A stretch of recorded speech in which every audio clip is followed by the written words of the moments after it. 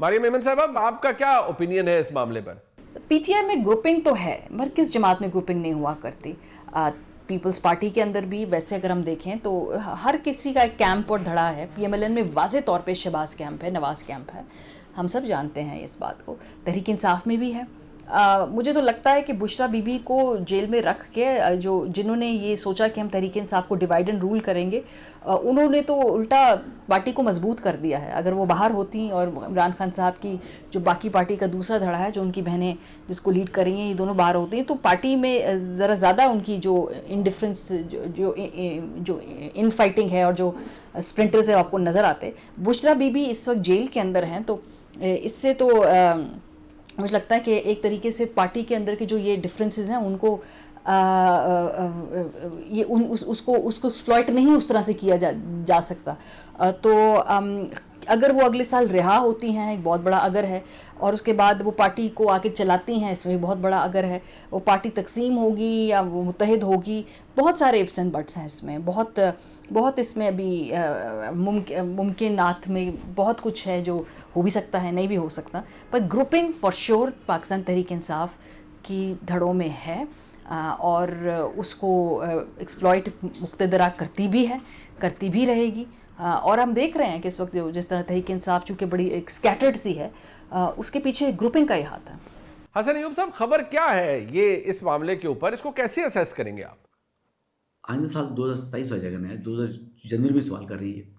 اچھا دیکھیں, بشرا بیگم کی لانگ سینٹنس ہے, 7 سال کی سزا ہوئی ہے, اور ایک 14 سال کی سزا ہوئی ہے.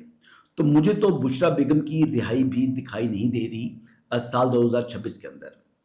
ہاں, انٹل کہ انلیس کو این آر او مانگا جائے اور کسی طریقے سے جو پروسیکیوشن ہے یا گورنمنٹ ہے وہ اس پر آمادگی کا اظہار کر دے, تو پھر بشرا بیگم کی رہائی ہو سکتی ہے. لیکن بشرا بیگم نے پہلے بھی کمٹمنٹ کی تھی, پھر اس کو آنر نہیں کیا.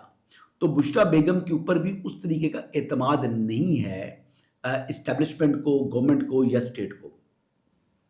تو اس یعنی پاسٹ کو مد نظر رکھتے ہوئے مجھے نہیں دکھائی دے رہا کہ بشرا بیگم باہر آئیں گی اور کسی قسم کی جو ہے وہ پالیٹکس میں حصہ لے سکیں گی. کیا مسلم لیگ نون اور پاکستان کی مقتدرہ, جو ان میں اس وقت ایک برومینس چل رہا ہے اور ایک بڑی سیم پیج اور بڑی زبردست کمبینیشن جس کی باتیں کی جا رہی ہیں, کیا یہ ایسے ہی رہے گا یا اس میں تبدیلی آئے گی, یا یہ جو برومینس ہے یہ زیادہ نہیں چل پائے گا 2026 میں؟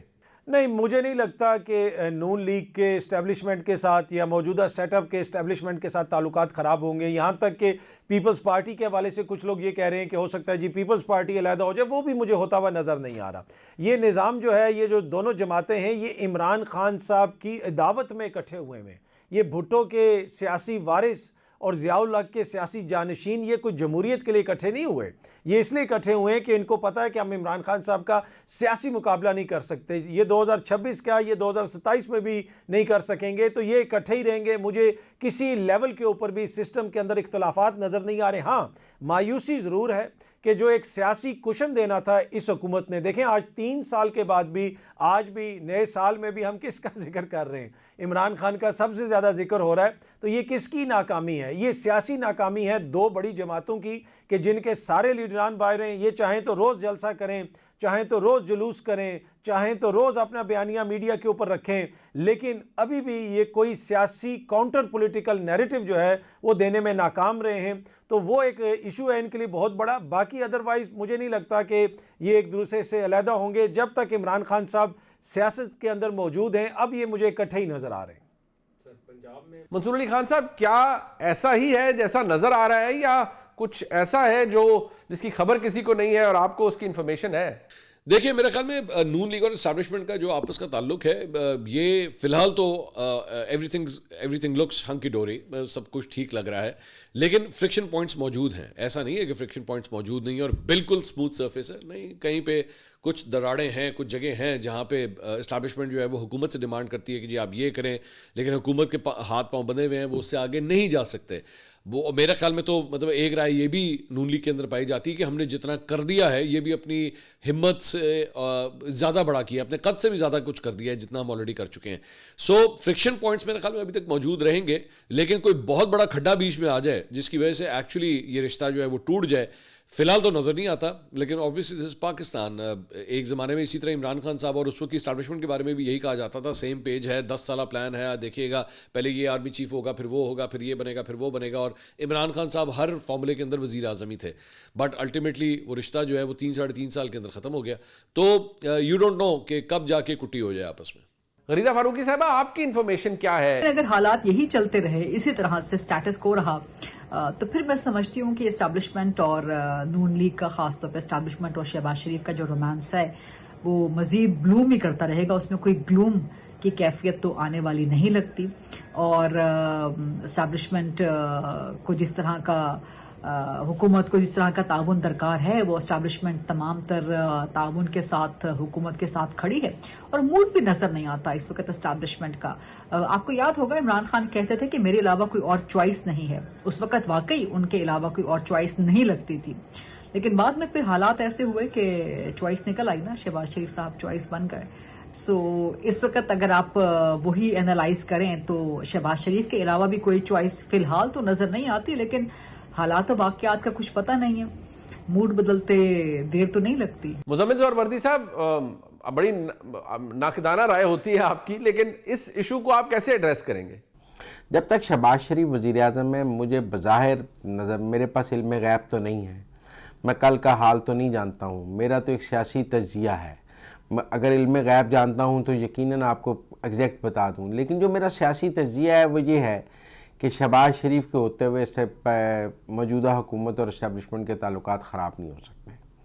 شہباز شریف کو اسٹیبلشمنٹ کے ساتھ ٹھیک تعلقات رکھنے کا گر آتا ہے, اور وہ اب تک انہوں نے 2022 سے یہ آپ کو یہ دکھایا ہے کہ وہ اسٹیبلشمنٹ کے ساتھ بہترین تعلقات لے کر بحران میں بھی چل سکتے ہیں اور اچھے وقت میں بھی چل سکتے ہیں. لہذا مجھے نہیں لگتا کہ کوئی ایسا وقت آئے گا کہ شہباز شریف اسٹیبلشمنٹ سے تعلقات خراب کرنے کی کوئی کوشش کریں گے.